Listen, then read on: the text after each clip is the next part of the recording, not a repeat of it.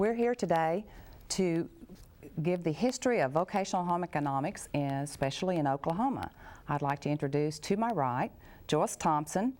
Joyce Thompson came on staff in 1971. Correct? Yes. And to my left is Lenorah Polk. And Lenorah Polk came on staff in 1968 or 69. Okay, I have 69 down. And Edna Crow came on staff in 1975.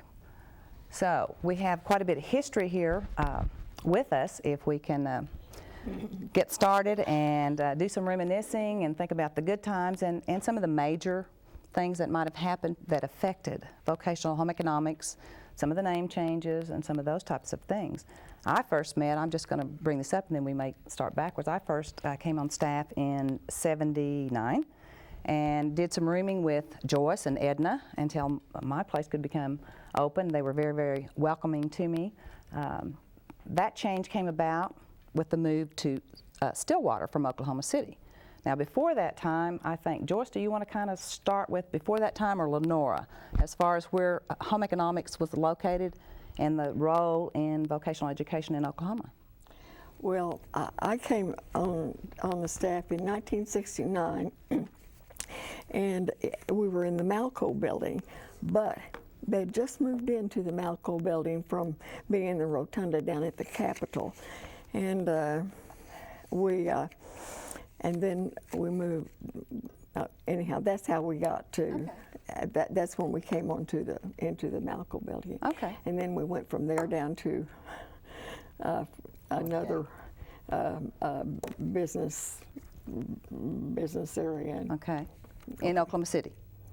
In just what? Down the street. Just down the street in Oklahoma City? Right. Yeah, in Oklahoma City, yes. All right. And Joyce, was that about when you came on staff? Or? Well, I came on in either 71 or 72.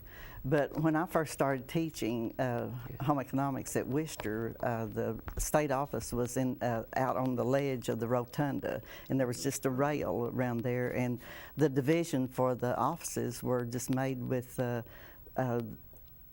filing cabinets all around, and I think there was where we had the tables similar to this for conferences back there.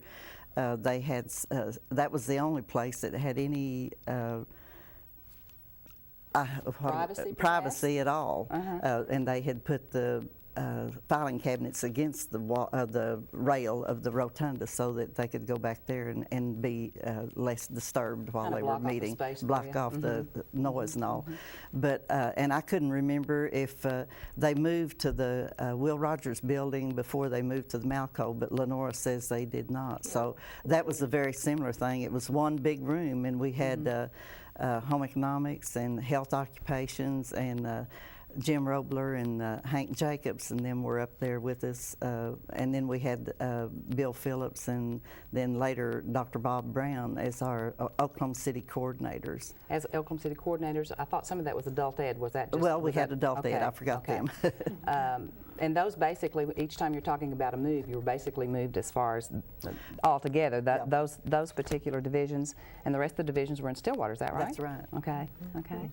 Home economics was the only one that was in the building down there at the rotunda. Oh, is that right? I don't know where the rest of them were. Okay. I think some of them may have had offices across town. Oh, okay. So they could have been located in Oklahoma City too, as far as we know. They were, I'm sure. When we went into the Malco building, there was a big discussion as to whether we would have dividers, and in fact, the person in charge, and I don't know where this person was or who this person was, because I was brand new, remember? And I remember the person in charge said you have to have dividers, which would make us kind of like the cubicles we see in the funny papers. Well, we have those now, you know. Yeah. They're back in style, but go ahead. The staff got together and said, we don't want those things up there between us. We have to get up and go around to speak to somebody. So they did listen to us and didn't put the dividers up. So we really were. There are advantages and disadvantages to both of them. So you learned to tune out. Yeah, sure. Ed. I can remember when Joyce was in the state capitol building and in those little tiny cubicles. At that time, I think it was home economics president, and I know Joyce and the supervisor from East District, Southeast, May Rollo, were so good to help me then. And I thought, I can't believe that the state staff are in Where they're cubicles housed. like this. Where they're housed. There was no privacy. No privacy for them at all. Well, and then the vocational home economics, as we know it, was established with, and we all know this, but with the 1917 Smith-Hughes Act. We have some records of some of this that we could find state staff beginning in 1920-25, somewhere in the 20s as far as state staff. And then some of our first American Home Economics Association in 1923 sponsored our clubs, our home economics clubs in 1923. So that's kind of the very basic beginnings. In fact, the first Oklahoma school club was a junior high school in Oklahoma City. And so, I mean, that was our first, and it grew from there. The very first student rally, as it was called, for home economics clubs was held in the city in 1937. So this kind of gives us our base. None of us, of course, remember back then, but that kind of gives us a base. No, not really. And so, in fact, one of the interesting things, I thought the salary for the vocational home economics teachers in 1939 was approximately $120 a month. I mean, that gives us a baseline of where Didn't improve a whole lot by the time I started by the time in you started. 1951. Well, probably. What were you getting, Joyce? Well, $2,100 a year. A year. And then we got, I believe it was $600 reimbursement. That's all we For got being at that time, vocational? For being vocational. And that was for an 11-month contract. 11 months instead of the 10-month that we're used to now. Well, we had 10, 10 and a half, and 11, but I had 11 months. Okay, all right. Then there was Lenorah Gandy, that was the supervisor of the Negro home economics education. She was also the district supervisor, I understand, for the segregated schools at that time. And that was about 1939, somewhere in there. So that kind of brings us up to, I think, where y'all started and where you've moved from place to place. I don't know what else you want to discuss about when you were in the city and whatever it is that you remember or that you want to bring to light. Well, when I came in 1969, I didn't come in as a district supervisor. I came in to do three things: to be the state advisor for the Young Homemakers organization, and these were women out of high school up to age 40, supposedly, but believe it or not, when some of them, as they went along, they didn't want to leave at age 40. So, but at that time, those were the guidelines: out of high school up to age 40, who wanted, I think this was kind of a carryover from future homemakers where they'd been in high school and then they were lost and they wanted another organization. Ramona McConnell organized this. In 1968, it was all organized, but I think there was a state president, Mary Alice Fisher from Tahlequah, and she was the first president, and then I took over because Ramona left in '69, the early part of '69. I took over in June of '69, and then I worked on that. I also was to work with public information on the home economics from the home economics division, and then I also was to work in curriculum. Beulah Hirschline had been doing the curriculum, had been writing the curriculum, but there had been a change in the way curriculum was developed right in that area, and there was a curriculum development team or division.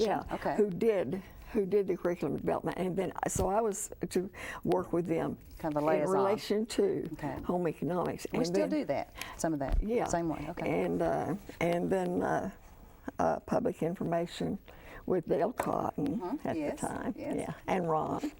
Lenorah did all of the newsletters that contained information about what was going on in home economics and young homemakers and in future homemakers. Yeah.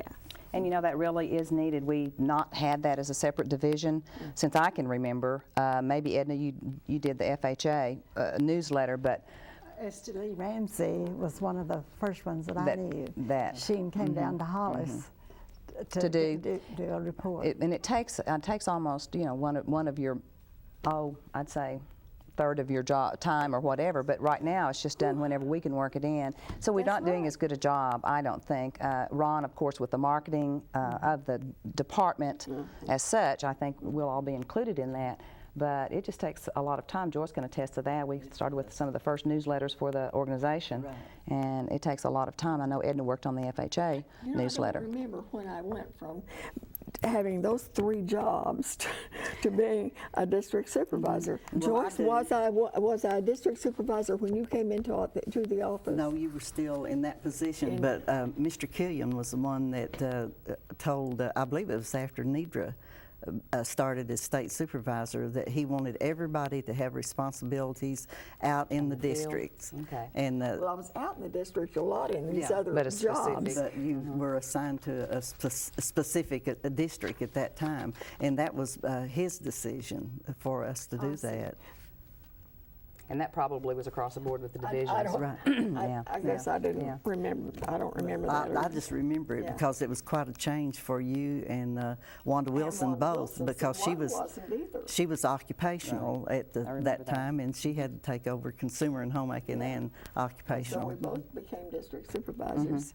I became the east, and she. Oh, that's how they divided the state. Yes. I became the east, she became the west, and then we retained the other 4. Right, exactly. Edna, do you want to, I wanted to kind of get into some of the major changes that have taken place since Joyce and I were on. I didn't know if you had a little bit of background for Oklahoma FHA to lead us up into some of the directives that we had from our director at that time, Dr. Tuttle. Beginning with me, or With Oklahoma history. the Oklahoma history of Future Homemakers of America at that time. Yes, Future Homemakers of Oklahoma was discovered, as you said, in 1937. And of course, a lot of debate went on with all these national officer candidates as to what, you know, the organization should be called. And the first meeting for Oklahoma was in Chickasha. And chapters were given the choice, either they could be an FHA or FHO. And I think that's quite interesting to be called Future Homemakers of Oklahoma. And then the first national meeting was in Kansas City, Missouri. And I don't know whether y'all read about it, remember it or not, but that was the time the red rose was chosen as a flower. And also red and white, the color, and the motto and the creed was written at that particular time. And then the first state rally in Oklahoma was held in 1947. And because it wasn't held during those years previous to that was because of the war. And they dismissed it during that time because everyone else was busy doing something. But we had sub-district meetings at that Yes, time. we I did. remember ours was held at Turner Falls one year. So we had sub-district meetings even back Yes, when the years of... May Rollo was our district supervisor, and we went to Turner Falls for to the Methodist campground down there. And see, that part is still intact and still, we think, is very important for the local members on up to the state and the And then national. I wanted to bring this state in about the new homemakers. Okay. And they came in 1965. I don't know whether you remember talking about the new homemakers of Oklahoma. And then 1971 is when Hero came in. Okay, that leads us up. And so that's where we are now, because I'm the oldest one. Well, and HERO, of course, was home economics related occupations, and that was for the occupational specific, whereas FHA was the umbrella for both and for family and consumer sciences. That's right. Well, and I'll be the first to say we really struggled with trying to do something with HERO and try to keep up with FHA. And we went to a meeting in Colorado Springs to try to get some ideas of what to do with HERO. And I can't remember exactly the year, but we did have a state convention for the HERO members. But that just turned out to be too much expense to have a separate one for our HERO organization and a separate one for Future Homemakers. And the idea was from the national organization to try to have the two together. And it would have been much easier, in my opinion, if when the home economics related occupations were started in our state, if there had been a real effort put forth to have the HERO organizations at that time. Instead, we had to come in and try to talk them into being a hero organization instead of going with VICA. That's right. And that was a struggle. And sometimes still is to a certain extent, but you were talking about the hero and the state activities. Another big change, I think, well, in fact, I remember Vic Van Hook saying that he would like to, I think we had separate officers at one time also. And I know we did because I was on staff then. Well, I think we changed it. And we changed that, and Vic suggested it because of some experiences with the business. They have two separate organizations. It's very expensive. It's a lot of time consuming, not only for students in the schools, but for the state staff. And so, trying to see the dues were different too. Right. And so I really feel like, just from my perspective now, and I wasn't in on it, so it wasn't from the very beginning, so it wasn't a turf that I felt like I was losing. I really feel like it was the best in the long run. That might have been a little tough right then for people that were having to make some changes, but we are together, and we still work on it. And when we first started, you remember it was 10 cents per member Yes. to belong to the organization? Now, I don't remember that. I don't know what it is $1, now. I think, when I was in school, probably, to be a member. Well, but we increased it, if you remember, Yeah, when we took Yes, in it went on the up. hero group, because had that was more to. members, and it was more expensive to do their skill and star events too. we've increased them since. Gosh, I should have looked that up, but it's either $6 or $8. I know it was 4 when I Right, left, I think. and part of that was because we'd been operating right on the edge, which we don't like to do. And we explained it to the members, and it seems to have worked. National just raised their dues this past year, and we had raised ours, I think, to 8. That was because it was a pretty big jump, from 5 to 8 or whatever. And when National raised theirs, FHA, we absorbed that with our state dues, and so we left ours. We just took $1 off of ours and sent $1 more on to National, because.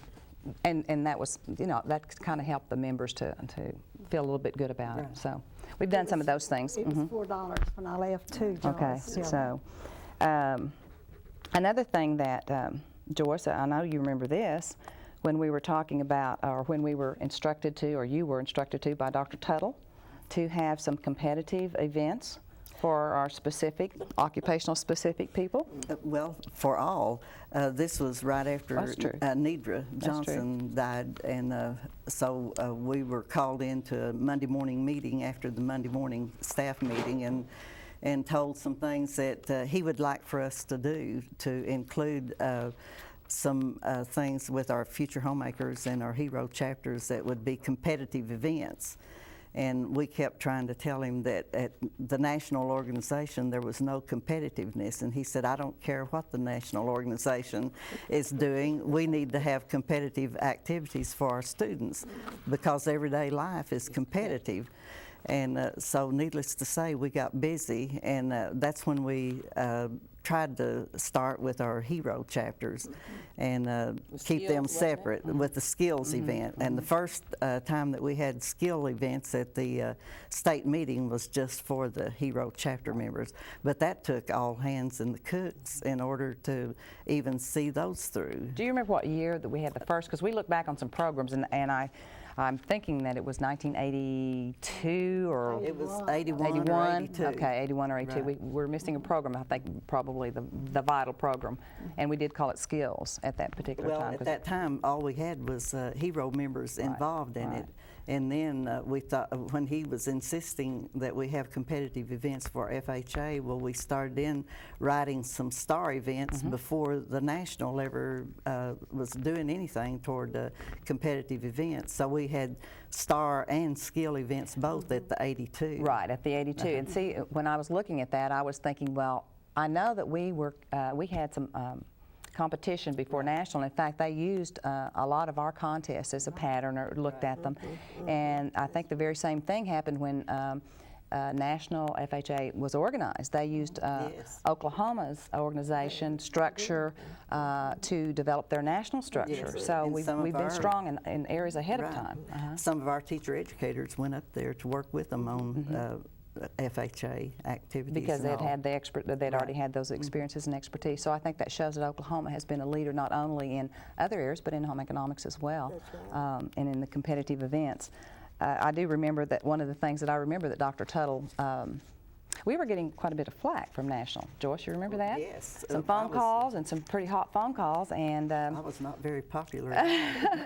and I think Dr. Tuttle more or less said, well, if we have to, I think he talked to the national people. Well, we had a meeting when we went to American Vocational Association meeting in Atlanta that year, and Dr. Tuttle and Vic and I met with Mildred Reel, and Dr. Tuttle told her what it was going to be. He said, if you want to do away with our part of it, we'll keep our money in Oklahoma and do our own thing. And that was a lot of money, still that is. was a lot of money. It still is. Because we had a lot of membership. Large membership.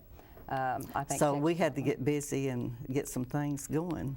And like I said, once again, they patterned a lot of their contests, and that's where the star. See, that's what threw me, was the star, because I know for the national, it's students taking action for recognition, and I don't know if we started that or if they just used star and then came up with the words. Besides skills, We had skills and star on 82. Star. It was star, but it was not all capitals, and so I think they just took the stars, and made it all capitals. But that's what threw me when I was looking back on the programs, because I thought, I know we were hit. A lot of judging.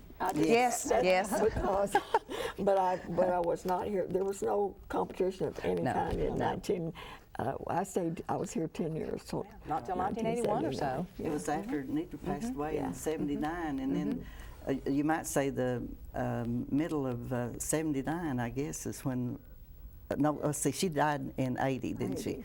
80. So in the middle of '80 is when we got started, and then I asked him if we could take 3 or 4 of our people to Colorado, since they were doing events, and that may be where we took up the star thing. But we could see that we were not going to have that kind of luck with having people that would sponsor it, because they were meeting at the Broadmoor Hotel. And the hotel sponsored all those events, so they weren't out a lot of money on the events that they were having there. So, but we didn't have anybody that was willing to donate that much money, and probably still don't. And our conventions and our competition is funded by, well, more than state dues though. Joyce was very futuristic, sided with FHA monies, and established. Remember, you established some. The CDs and things over here, so that we have money coming in, interest coming in, that helps.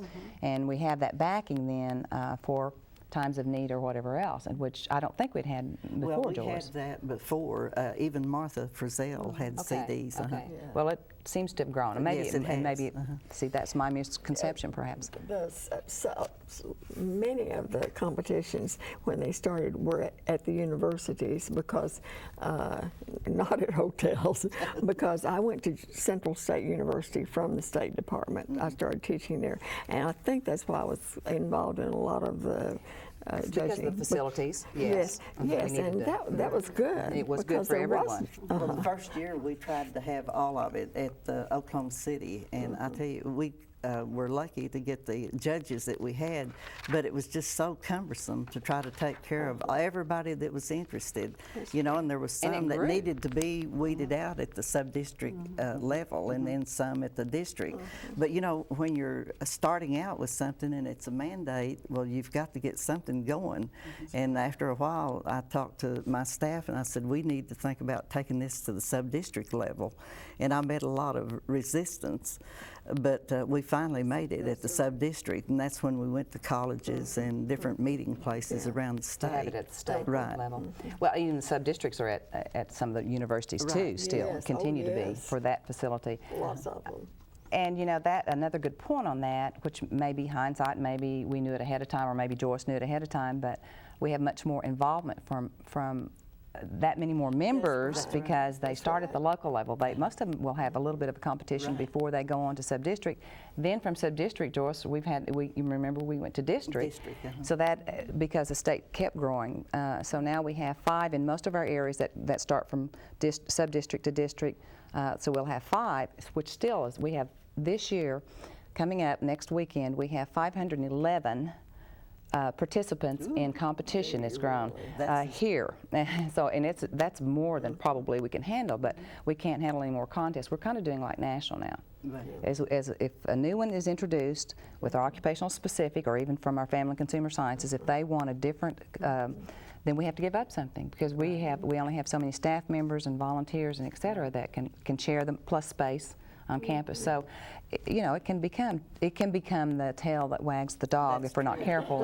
And our staff still works very strongly with program supervision, program visits, the quality of our programs, the standards of our programs. In fact, there was research done in 1945 where it's showing that the program supervision seems to have strengthened and keep Oklahoma's vocational program strong, whether it's just family and consumer sciences or agriculture education or whatever. So that is a very important role, and we are reminded, and Dr. Benson has reminded us to be sure that that's one of our primary concerns, and that the student organization, or whatever it's called now, it's not student organization anymore. We all have new names, but that it should be a blended part and not leading the other activities.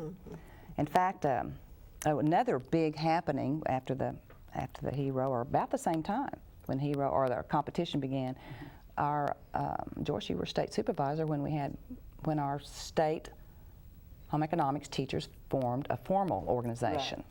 We took several, we didn't take them, they paid their own way, but they went to the American Vocational Meeting in New Orleans and met with a lot of teachers down there, and found out, you know, that each state had an organization. And I don't know why Oklahoma didn't have one. You know, I never really had time to think about it, but some of the officers, like the vice president and the president of our organization, came to me and asked if we couldn't have an organization similar to what the Ag Boys had, where they had officers and met and helped plan summer conference and all. And so we started in and got some of the agriculture supervisors and teacher educators to come and help us with the parliamentary procedure when we were trying to get all of this started. So that was another thing that got a lot of activity going in our state. And our teachers brought back excellent ideas from AVA conventions when they attended. And it's been a plus. There's been a few times, I guess, that we've had maybe a few problems with it, but not too much. Not really. In fact, you know, some of our, as you do know, our teachers have been leaders on the national level, national offices. So it was just really a plus for them also. They were able to shine and broaden their perspectives, and it just strengthened Oklahoma's vocational system as well as our home economics. Well, you stop and think about it, and I never did think so much about it, because when I was secretary of our division, well, we took dues, and it was 50 cents for this and a quarter for that and $10 for this, and I never did know what it all stood for until I went to my first American Vocational Association meeting with May Rollo in Minneapolis. And I couldn't understand then why I was the only one from Oklahoma, and there were teachers from all over the nation there. So, but I never did ask anything because, you know, I thought I'm so new. I was so new, I didn't want to get slapped down. But we were paying dues into this National Association of Vocational Home Economics Teachers, but no one ever attended. And our 50 cents went up there, and we were 100% membership in Oklahoma, but nobody knew what was going on in the organization. So it's been it really We've grown. It really has, and allowed them to have the responsibility and leadership exposure plus experiences that they should have as teachers. So I always felt real good about that, Joyce. And Joyce, you know, Joyce had to do that. She had to start the competitive events. I mean, she had her work cut out for her as far as changes, and that it seemed to hit pretty strong then. And we've had some name changes since then, and we've had some other changes, but I know those were very major. And I thought for the good as far as the organization, and the competitive I've always believed in, but that, you know, from 1941. That it was written in that there would be no competition, local, state, or from any level or contest of any kind. So it was a hill struggle. I think one of the best things that have come out of that is that our people are familiar with working within the communities, doing volunteer work. And if you notice the national news now, they're beginning to try to get more people involved in volunteer activities. But Future Homemakers have always been into that. And I'll tell you another thing I really that I appreciate from National is that a lot of their contests is built on what our creed and what we believe in, and that is community service and families, et cetera. So that is a plus, as well as our occupational specific competition. It all ties into our curriculum. See, our curriculum is what leads our contest, so it's not, hopefully we're not teaching to contest. That is actually our true curriculum, what's being taught in our classroom. Another, we're talking about name change, and let's see, in 1994, at the national level, home economics was voted to change. It was not a happy vote for everyone, and I'm not saying I didn't like the way it's done, but anyway, voted to change our professional name from home economics to family and consumer sciences, knowing that that could possibly happen. Some states just went home, and state supervisor went home and changed the name, and I believe that people need to be allowed to vote. So we did, in the newsletters, let the teachers know what had happened and you know, the background and why, the rationale, and then they voted on it in the summer conference of 1995, and it was a pretty high vote. Well, they're 2/3 happier if they have a vote, right. And so it went from OFAX or OTFAC or whatever it was before, OAVHET to OTFAX, OATFACS. So, and that's sometimes easier to remember. At the same time, we're talking, or not at the same time, but a couple of years later, what was it, 1996, that, or 1998, that the FCCL, 1999, what they'd been doing in FHA was for probably 10 years trying to get the name changed, the meetings I've been. So that's why it was confusing me as to when it finally happened. But in 1999, it was changed, national change to F. Oklahoma and Texas stood alone, didn't they? Pretty well. They had some other, California stood with us. And in fact, California still is FHA. Is it really? And Hawaii, theirs is tied into legislation. And their funding, so they kept it.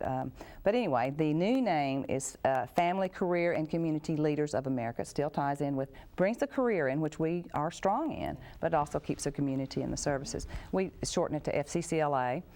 And then at the 1999 state convention, our students and members voted to change Oklahoma to FCCLA because we didn't have to, but we let our students, giving them both sides, and let our students determine that, and they voted for it. There were lots of people still that would rather have it home economics.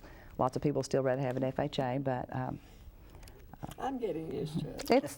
it's changes it's happening. the name of the game. It's happening. We've spent I some. think it grows on you. Well, it does. We spent some money grows on you. and some time as a state staff trying to give our, especially with our name change from home economics, materials to help them at home, to help people realize the change and why. And not that we were ashamed of home economics. We think we did it very, very positively.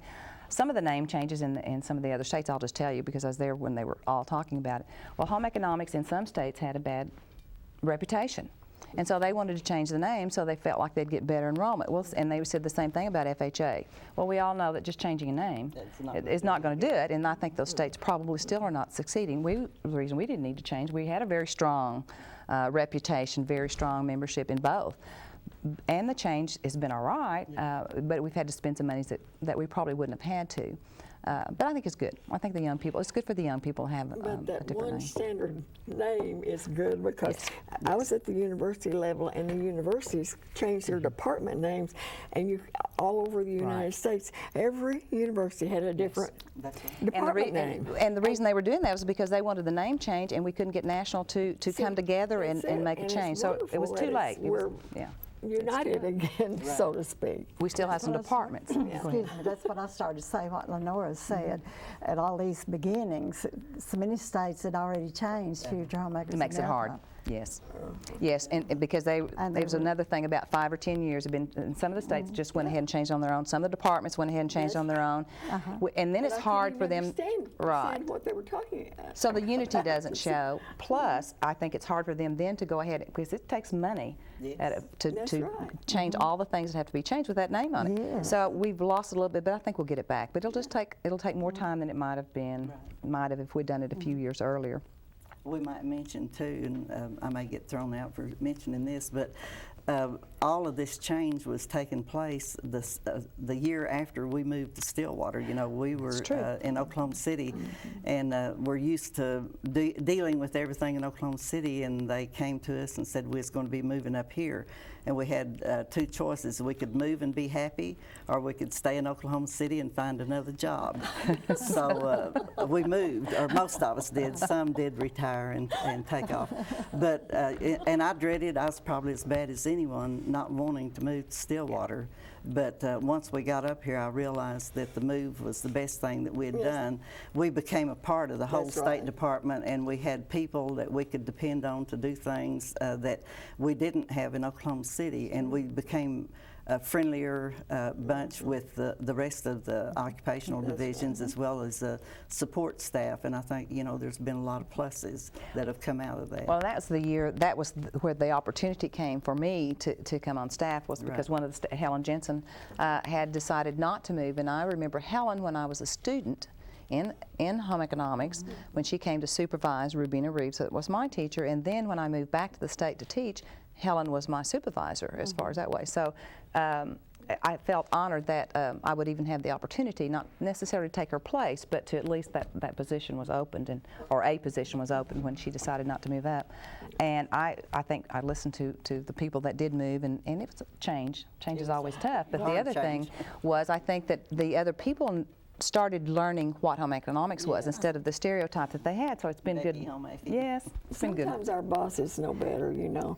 I was very vocal against it, but my home was in Oklahoma City, and see, I didn't want to move to Stillwater. We became a part of the Votech family. It was by far the best thing to do for the division. We could for the division. I saw it immediately after you got Well, here. for one thing, we didn't even have any correcting typewriters in Oklahoma City, and we moved up here and everybody had correcting typewriters, and we wondered why we were treated like stepchildren.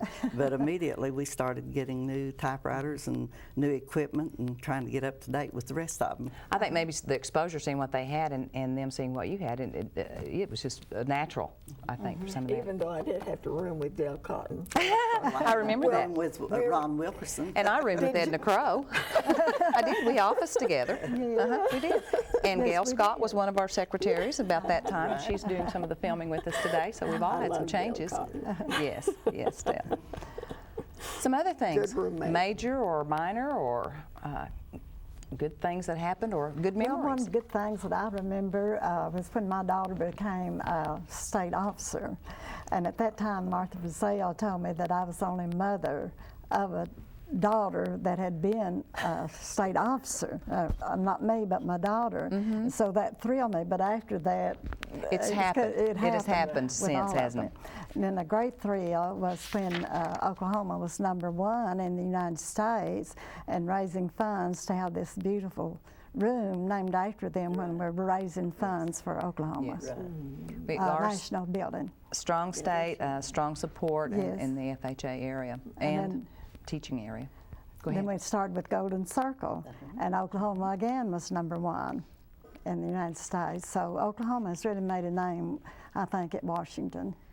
Yes, definitely. One of the other, tying right in with the FHA and the Oklahoma and the national, Virginia Sasser has been, up until Denise, the state advisor for FHA for about 9 years, and we kept waiting for National to come up with the Alumni Association, and she wanted the structure, and I would ask her, 2 or 3 years, and finally I said, Virginia, we can't wait any longer. And I know she didn't necessarily, she said, well, I hate to set up a structure and then National come in, we'd have to change it. And I said, after about 2 or 3, I said, we've got to now. We had young people in the community that were past officers that wanted to establish alumni, and you've got to strike while the iron's hot. So, and it's taken some time, and we're still fledging, I think, but we do have a good organization, and it'll do some things for our young people. And we're patting ourselves after Ag Ed. I'm not ashamed of that at all. They have had a good thing going. You We bet. might as well You copy. bet. And we have the people now that want to. Well, we did in the past. I just think the role of the female, and we have, of course, males in the organization now too, and in the classroom, which we might not have had in the past. And it's a little easier for them to continue, whereas in the past, when you got married, that was your responsibility basically, and that's all you were supposed to do. And now we have young ladies and young men that are working, want to branch out and help with the Alumni Association. In fact, we have a young man that's president of our Alumni Association. Yes, and one of our past national officers. We've also had some national officers, not only with our teacher organization, but with our FHA and HERO. I had a former teacher, well, he was my high school coach, that asked me not too long ago what was the highlight of my teaching career. And I said, well, teaching and supervising. He said, well, yes. And I said, well, having girls at the local level that made state officers, and being the state supervisor when Oklahoma had their first national FHA president. I said, those are some of the highlights that I had. I had a state president once, and it is a highlight. Yeah. Yes. Yeah. We have some excellent young people that are continue to have excellent young people. I think as far as that goes. One of the other factors that I've observed with the competition, and it's not just FHA, because once again these are areas that we teach in our classroom, so it just gives them a chance to implement them. But I think our young people, our organization has strengthened. Our officers have more poise, our members have more poise. The parliamentary procedure's been definitely very strong, and it's growing stronger. In fact, this year, Joyce will be glad to hear this, or interested to hear this, not necessarily glad, I mean, because it's more work, but we have a junior division in the parliamentary, because we had one school in Oklahoma City that we had a junior high program, and they competed, and they had to compete with the seniors, and they just did an excellent job. Millwood. And so a couple of years, Virginia and I kind of stretched a little bit and allowed them to compete, go ahead and go to national. We helped fund them as we did our other competitive event winners, first place, so that they can compete at national in the junior division. Well, we knew we couldn't do that very long because other people didn't realize they had the opportunities. These people had to compete against seniors to get to the state level, or senior division. So anyway, that means more people to go and more contests to run, but that's good. It's been a plus. Age. It's been a plus for this organization. One of the members of that parliamentary team that started out that way is one of our officers this year. So you know, it just leads in all different directions. Some of the highlights, Lenorah, of your life, if you had the same question like Joyce had asked of her, of your career with the State Department or as in home economics, because you've been in teacher education and author of a book. Yeah. Okay.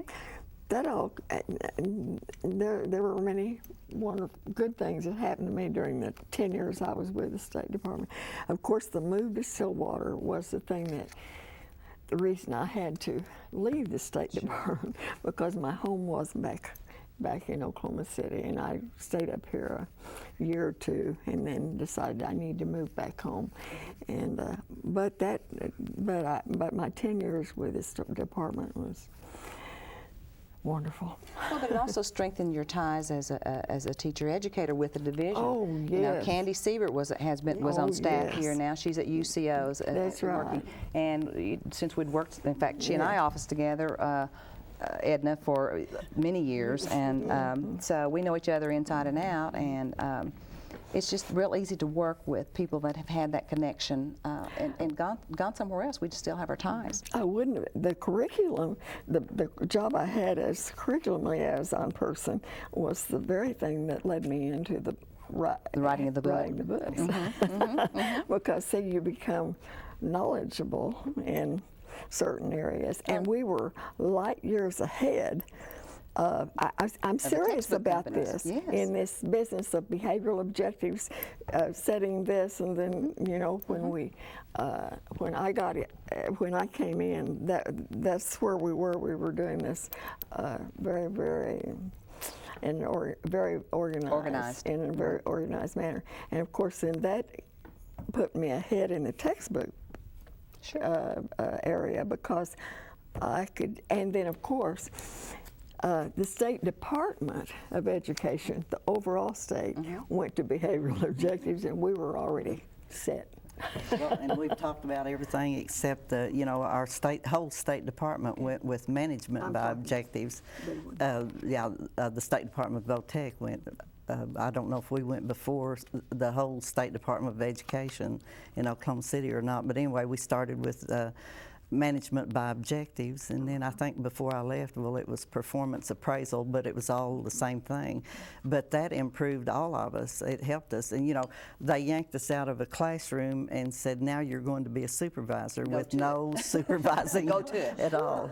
So, but the management by objectives did give us something to work with, and it was wonderful. When, as a supervisor, you went to talk with the administrators in the schools, it was out of this world. And the teachers, you could talk to her. It was, and I can remember when Dr. Tuttle said, okay, we at the top, this was before we supervisors had ever done this, we have our objectives all outlined.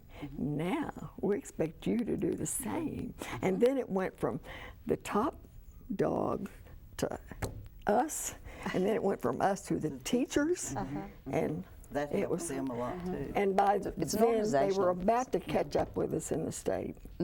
I'm really serious about that. That sounds silly, but then, you know, it became, because it was a smart thing to do. That is one of the things that, and I've been on staff now, Joyce, believe it or not, 22 years with the State Department. It doesn't seem that long till I look in the mirror, and then it does, but it's been good for me in a lot of ways. In a lot of ways, it's been a lot of stress, as it was for everybody else. Yes. But I continue to hear from, and did also as a supervisor when Joyce was state supervisor, our teachers continue to realize now and then that our role is to keep them on the cutting edge and give them a focus or direction when times need to be changed, and they may not be happy with it. But I think we've tried to work smart and letting them know that the change is coming. Like the names, like we did computer training 4 or 5 years before other areas might be doing it, because and then our teachers, you know, didn't want to do it, but they already had some exposure. When we come to name change and some other things, or changing to in-depth semester courses, whatever changes we have, we try to toss out to them, let them think about it, let them know it's coming, ways to kind of start implementing it before they have to, whether it be on state reports or whether it be enrollment procedures. See, it's now online. They can enroll, they have to enroll online, they cannot, there's no paper.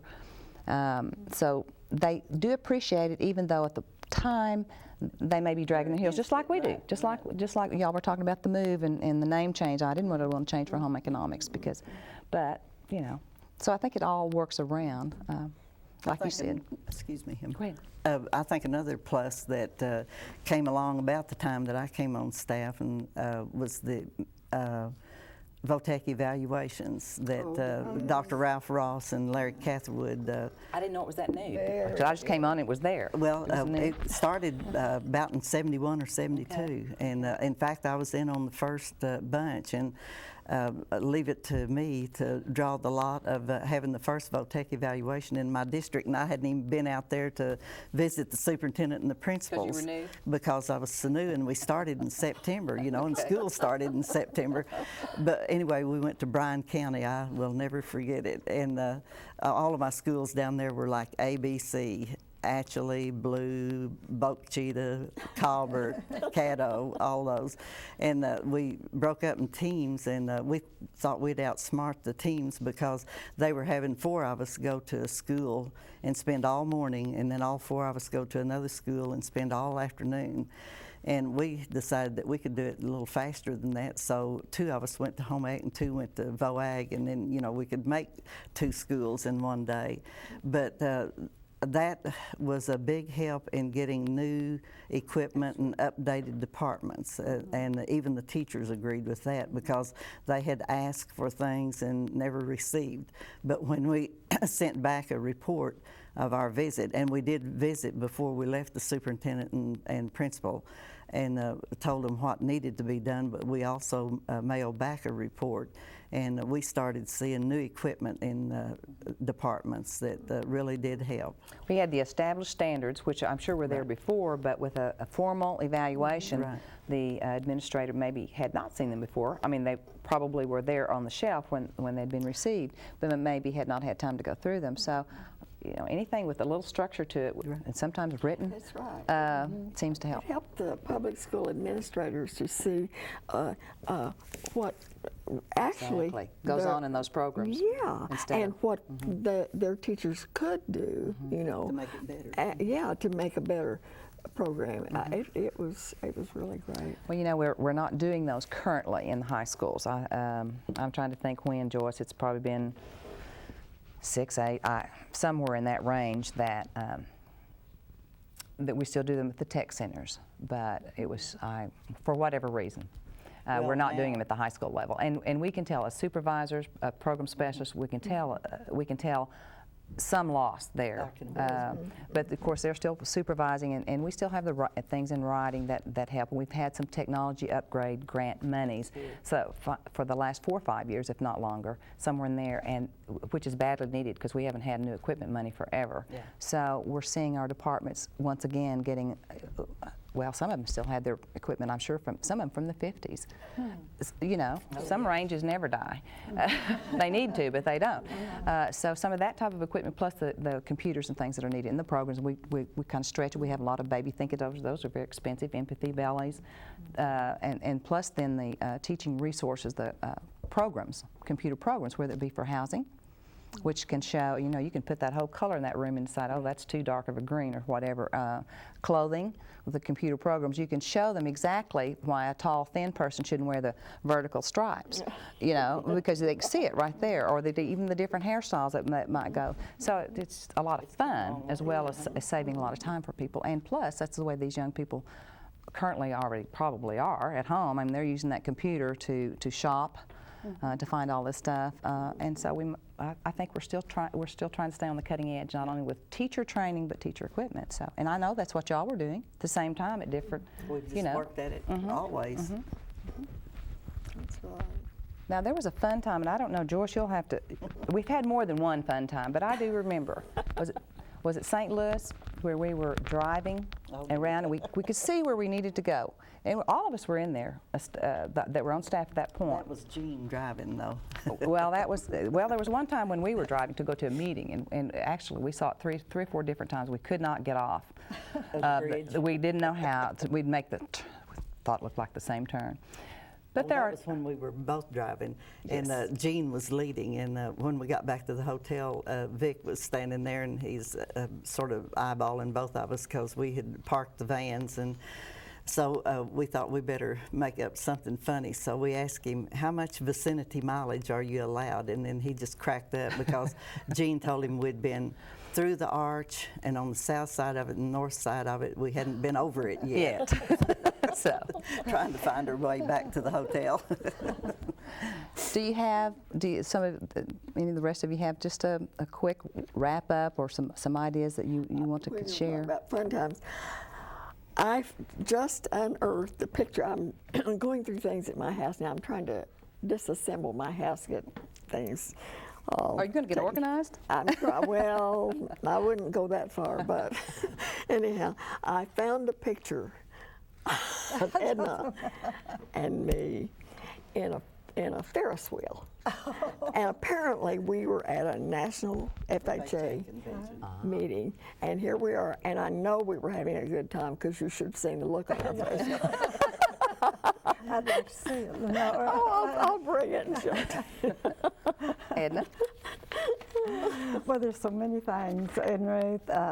I think working with the young people and working with the advisors was such a challenge to me, and how much I enjoyed them, and what thrills I have now at Christmas time. A lot of times they'll send me a Christmas card and send me the announcements and the weddings and so on of working with them, these young people, and that was a thrill to me.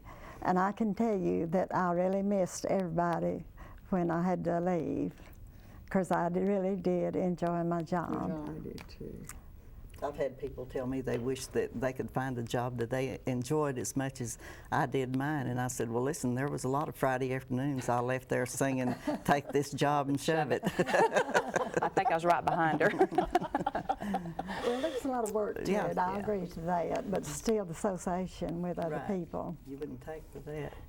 I have a former student who calls me every once in a while, and she called me not long ago, and we sort of were reminiscing, and she said, I still use as the basis of my work the program planning procedures that I learned in FHA. And she is an administrator now, in administration, public school administration. And I thought, boy, what a compliment to You're right.